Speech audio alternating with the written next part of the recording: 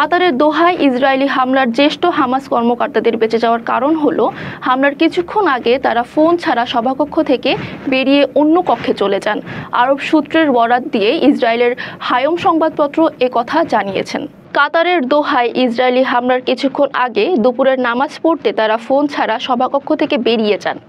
আরব সূত্র সংবাদপত্রটিকে জানিয়েছেন, হামাস কর্মকর্তারা দুপুরের নামাজ পড়ার জন্য অন্য কক্ষে চলে যান। কর্মকর্তারা তাদের মোবাইল ফোন টেবিলে রেখে গিয়েছিলেন। এর ফলে ইসরায়েলি ট্র্যাকিং সিস্টেম বিভ্রান্ত হয়েছে। 9 সেপ্টেম্বর কাতারের রাজধানীতে হামলা চালায় ইসরায়েল। ধারাবাহিকভাবে কয়েকটি বিস্ফোরণের কিছুক্ষণ পরেই ইসরায়েল দাবি করে তাদের বিমান বাহিনী হামাসের ওপর হামলা চালিয়েছে।